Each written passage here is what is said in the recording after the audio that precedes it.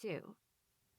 I glance at my phone for the 1,000th time, checking the time, 9 p.m., and my messages. None. Where is he? And why is he not messaging me back?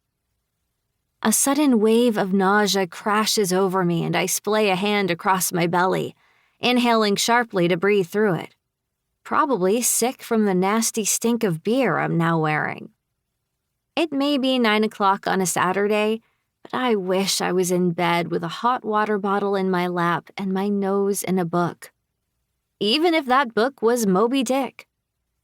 But sadly, I am not tucked up in bed, but instead standing in the sticky, dank residence of the Gamma Kappa Rah-Rah Frappuccino fraternity house, watching Bethany search for her dignity in the mouth of a profusely sweaty hockey player who's wearing a necktie around his head like a bandana.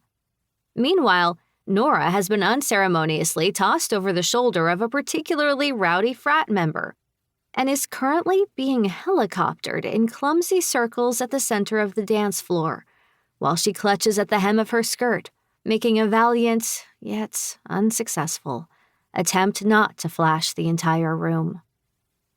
My friends and I have just started our senior year of high school, and we've often discussed how cool it would be to go to one of the famed frat row parties at Central Georgia State. However, now that I'm finally at one, I don't see what all the fuss is about. It smells like BO in here. There are no snacks, which are surely a Party 101 essential, and there's a distinct lack of Taylor Swift on the playlist. I can't picture myself living in a place like this, or even going to places like this on a regular basis. In fact, I imagine my own future college experience will be very different from what Steven's current one apparently is. More time spent participating in roundtable literary discussions and sipping black coffee at slam poetry events than attending drunken frat house parties. Steven and I will have to do lunch together or something. And speaking of Steven, seriously, where the actual hell is he?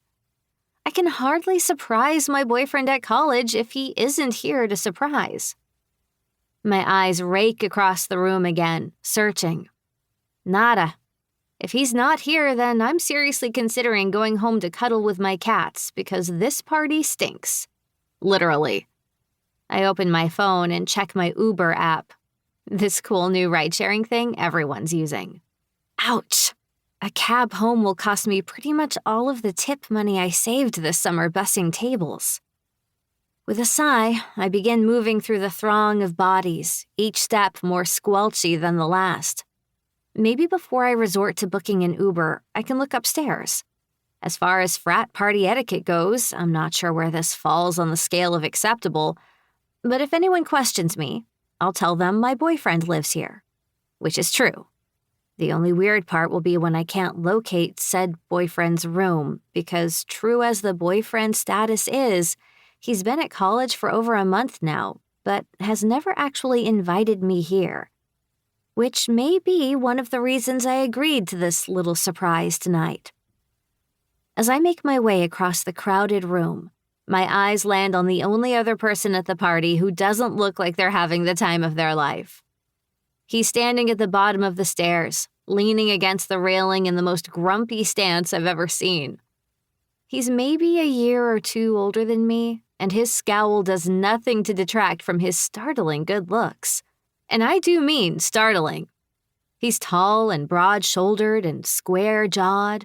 His brown hair is at that perfect stage of just a touch too long and pokes out from under the sides of his baseball cap. There's an intensity about him that's almost visible, radiating off of his tense body in waves as he glares at the ground. I wonder what on earth his deal is.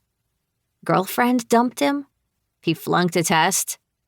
His Greek letter hoodie suggests he's a frat boy and that this could be his house. Maybe he's scheduled for cleanup duty tomorrow morning? That would suck. But I have no time to feel sorry for intense, prickly, handsome strangers.